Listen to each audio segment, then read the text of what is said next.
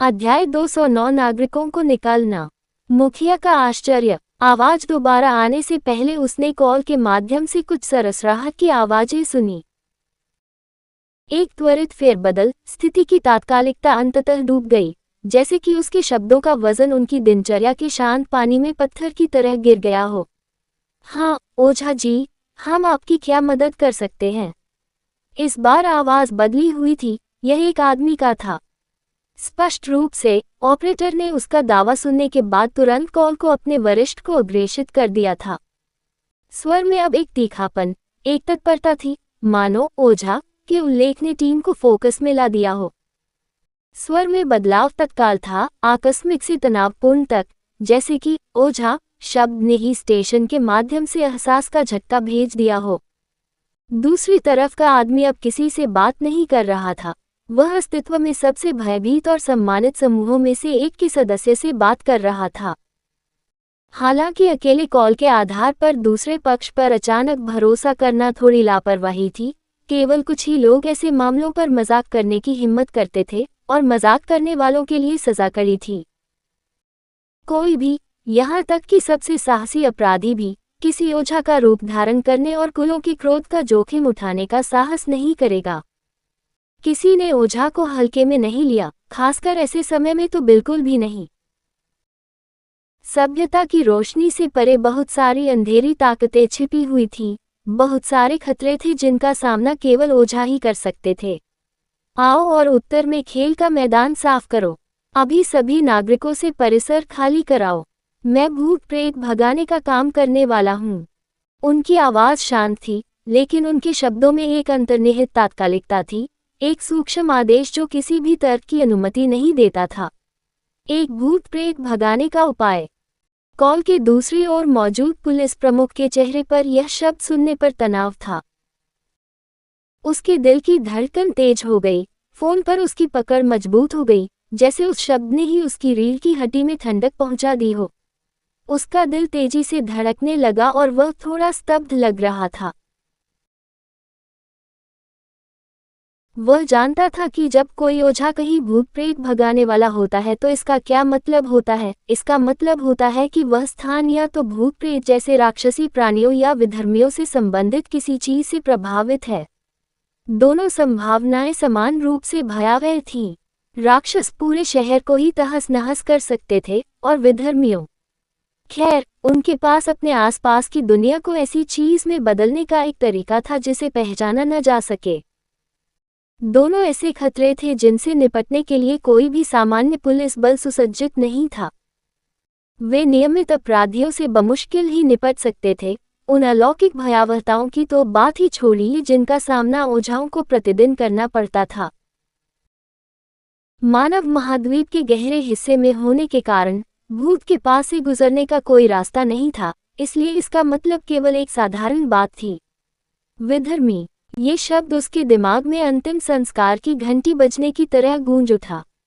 शहर में विधर्मी थे, यह एहसास उसकी आंख पर एक मूके की तरह पड़ा। यह ऐसी खबर थी जो पूरे शहर को अंदर तक झकझोर सकती थी। और चूंकि एक ओझा ने कार्रवाई करना और व्यक्तिगत रूप से भूत प्रेत भगाने का काम करना आवश्यक समझा, तो इसका मतलब केवल ये हो सकता है कि विधर्मी लंबे समय से शहर में सक्रिय थे, उनकी नाक के नीचे काम कर रहे थे।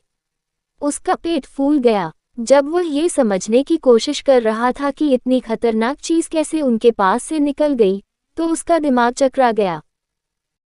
यह उस बिंदु पर पहुंच गया था जहां लोगों को सुरक्षित रखने के लिए झाड़ फूंक की आवश्यकता थी। इसका मतलब यह है कि खतरा पहले से ही उनकी अपेक्षा से कहीं अधिक बड़ा था।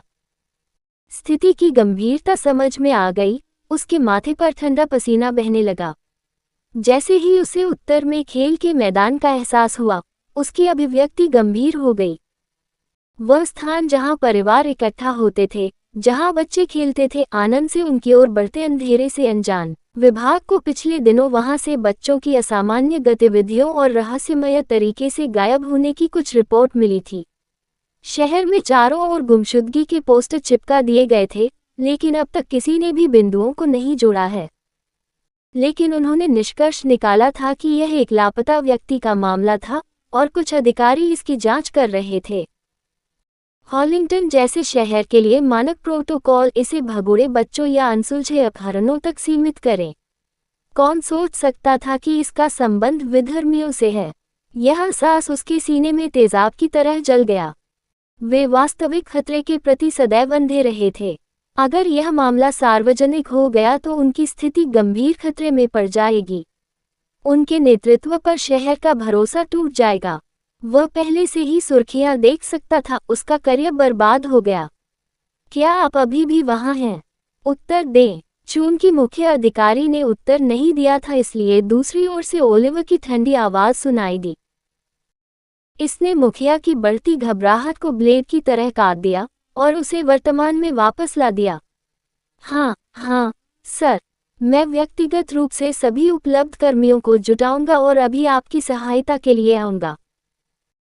मुखिया की आवाज लड़खड़ा गई, लेकिन उसने ताकत लगा दी, ये जानते हुए कि यह हिचकिचाहट का समय नहीं था। जल्दी, ओलिवर ने कहा और फोन रख दिया। कॉल के अचानक समाप्त होने से प्रमुख रिसीवर की ओर देखता रह गया।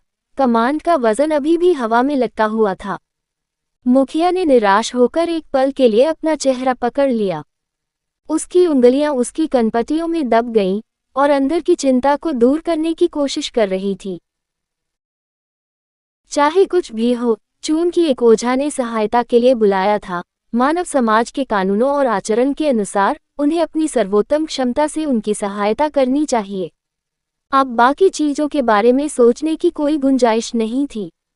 घड़ी टिक टिक कर रही थी और जिंदगियां खतरे में थीं। वह हैरान था कि वह, एक अनुभवी अधिकारी, अभी इतना कैसे घबरा रहा था।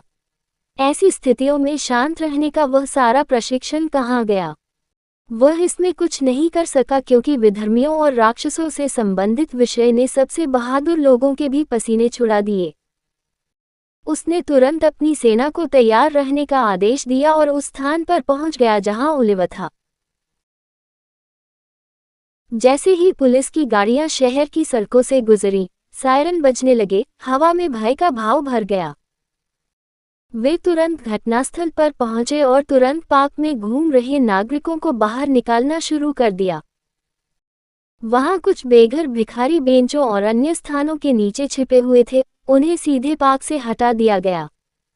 यहां तक कि सबसे जिद्दी लोगों को भी हटा दिया गया। उनका विरोध अधिकारियों की आवाज में तात्कालिकता के कारण दब गया। कहानी खत्म। अलविदा।